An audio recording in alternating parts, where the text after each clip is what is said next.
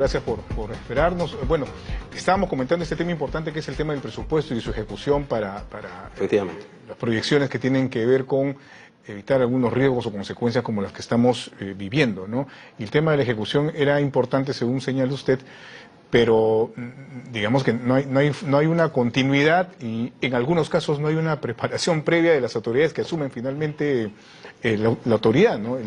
La batuta del gobierno local o regional, en fin. Efectivamente, hay algo de eso, pero también la necesidad y la obligatoriedad de ir cumpliendo con los planes, ¿no? El SINAGER obedece casualmente a eso, ¿no? a un plan diseñado a corto, largo, mediano plazo por parte de los especialistas, y el presupuesto 068 va de la mano, ¿no?, con lo que es la implementación de las políticas del SINAGER. Entonces, también cuando se trata de ejecutar esta partida presupuestal, tanto gobiernos locales como gobiernos regionales, provinciales, lo que tienen que hacer es prever ese presupuesto y muchas veces colocarlo en sus PIAs, ¿no?, sus presupuestos institucionales de apertura. Y nos damos grandes sorpresas cuando vemos montos de 30.000 soles, como el distrito de Lurigancho Chosica, por ejemplo, un monto bajo, ¿no? ¿Ejecución? ¿30.000 soles? No, es una proyección. Es una proyección. 300.000 soles, proyección. Pero también, por ejemplo, nos llamamos sorpresas como el distrito de Maritana, que está en la zona de Huarochirí, donde tienen aproximadamente más de 10 millones. Entonces proyectas, miras tu escenario de riesgo, haces una proyección de tu presupuesto y lo enlazas a lo que es la partida presupuestal 068, para poderla ejecutar. Claro, pero digamos que esa proyección que usted señala de 30.000 soles... 300.000. 300.000 soles, en un caso como Lurigancho Chosica, que es una zona que todos sabemos que es escenario de desbordes o de huaicos, en fin, proyectar un monto de esa naturaleza, digamos que revela mucho también de esta proyección, de esta visión que se pueda tener para poder desarrollar trabajos de por supuesto, precisamente, ¿no? Casualmente, en la proyección está la necesidad de proyectar el presupuesto que tú vas a ejecutar.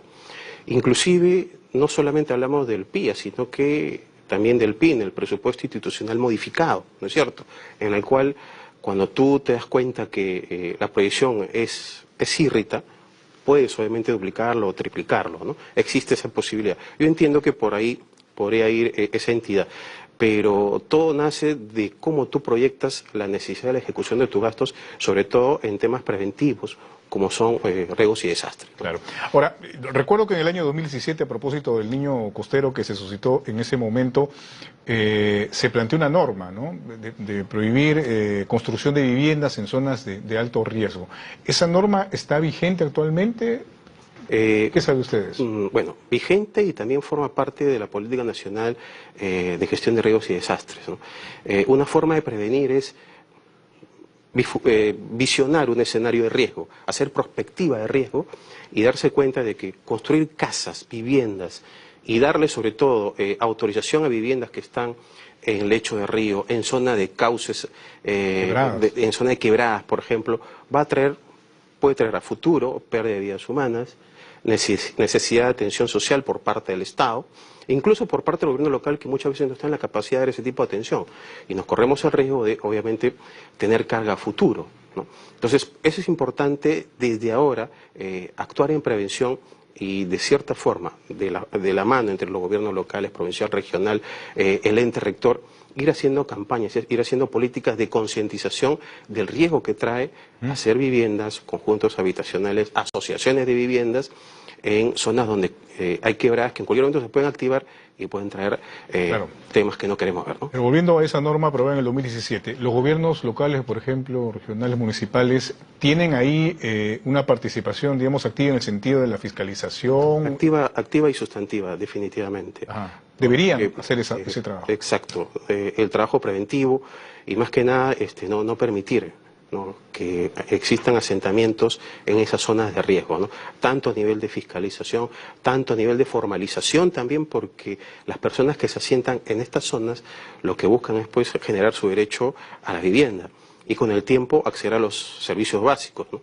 Por eso acceden a lo que decía hace un momento en interno, los planos visados, ¿no?, las constancias de posesión, y eso lo hace la entidad.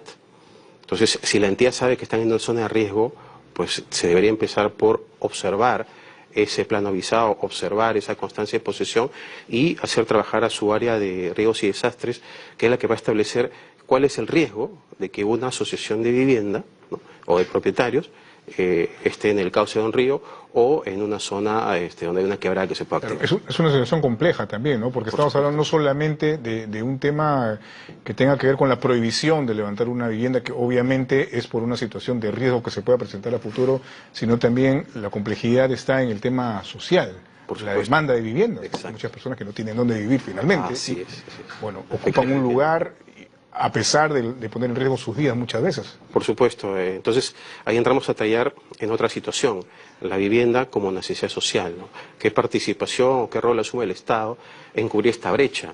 Porque si no cubre la brecha, ya empieza lo que es la posesión informal, ¿no? Y si no va de manera alineada con las políticas preventivas, tenemos las consecuencias que en cualquier momento podemos volver a ver o ya hemos visto. Es una cadena. Por eso siempre se dice que administrar el Estado es una labor muy compleja, más de lo que se... en nuestro país, que es también muy complejo. Así es, efectivamente. Un tema más, se ha hablado mucho respecto, en el caso de Lima y algunas ciudades costeras, que no existe un sistema de drenaje, ¿no? Se anunciaban el viernes pasado lluvias de gran intensidad aquí en la capital, por ejemplo. El viernes mismo se registró una llovizna que nos agarró a muchos desprevenidos, ¿no? No ha llovido con gran volumen, pero definitivamente sí puede haber un perjuicio en viviendas, sobre todo del centro histórico de Lima, por decir un sector, que son viviendas muy antiguas, que tienen techos planos y, en fin, una serie de características de esta naturaleza.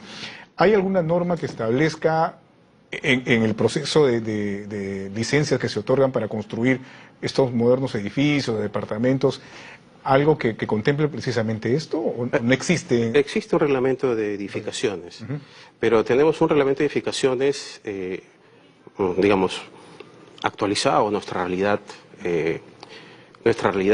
climática. Hablemos de la capital, donde no es muy común tener lluvias de este tipo. Equiparando, por ejemplo, a ciudades como Guayaquil, donde las lluvias son perennes, no la tenemos. Entonces, ¿qué pasaría si es que ocurre un fenómeno temporal y Lima es azotada con lluvias de más o menos 8 o 10 milímetros? Obviamente colapsaría, definitivamente, ¿no?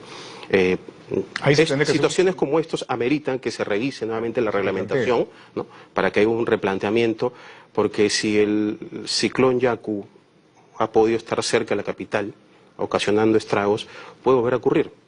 No, si bien es cierto, estamos en plena ejecución de este fenómeno, podría tal vez ocurrir más adelante, pero de manera un poco más agresiva. Entonces, ¿nos agarra preparados? No. Es momento ya de empezar a revisar nuestras normas de edificaciones, volver a revisar nuestras normas referidas a lo que es la implementación de riesgos y desastres y ponerlos un poco más estrictos, ¿no?, para que esta situación no nos vuelva a agarrar desprevenidos. Claro. Ahora, nosotros hablamos muchas veces, por ejemplo, de estas viviendas que son construidas en las laderas de los ríos, gente muy humilde, y eso es evidente, pero de un tiempo a esta parte el boom inmobiliario ha hecho que se construyan edificios, por ejemplo, en los acantilados de la Costa Verde, ¿no? Son situaciones distintas económicamente hablando, pero el riesgo, por decirlo, tiene cierto grado de similitud. Así es. El riesgo es latente donde lo veas. Te pueden decir que un conjunto habitacional top A1, que está construido en la ladera, un acantilado, está pues con lo último de tecnología antisísmica, ¿no es cierto? Pero está con lo último, acantilado con terreno pedregoso, muy fácil. Que sus bases tienen lo último de la tecnología, ¿no?, equiparado a otras realidades sociales. Pero no nos olvidemos que eso pasa por un proceso de licencia. Hablamos ya de construcciones formales, ¿eh? Claro. No hablemos de las informales. Exacto, ¿no? a eso iba precisamente. Pasa por un proceso de licencia, pasa por un proceso de aprobación de planos, ¿no?, pasa por un proceso de comisión de la autoridad local, que es la que aprueba. La dirección de control de riesgo que usted mencionaba hace un momento. También, exacto, efectivamente, también pasa por eso. Así es que si se autoriza, entiendo, un edificio al borde de un acantilado, por el cual se establece que ha cumplido con todas las formalidades, en caso ocurra un siniestro y realmente no cumplía con las formalidades, ya se puede prever quiénes serán los responsables, ¿no? Pero lamentable que pasara algo así para recién... Esperemos que no. Poner el ojo en un... Esperemos que no, porque realmente cuando se hacen construcciones de ese tipo, pasa por varias comisiones a nivel de tipo municipal, pasa por la inspección de riesgos y desastres, ¿no? Esperemos que no sean situaciones de esa magnitud, pero sabemos también que de haberlas hay responsabilidades en ese caso para los que dieron los permisos. Muy bien. Doctor, muchísimas gracias por haber estado con nosotros. Muy buenas tardes. Hemos conversado con el doctor Antonio Álvarez, especialista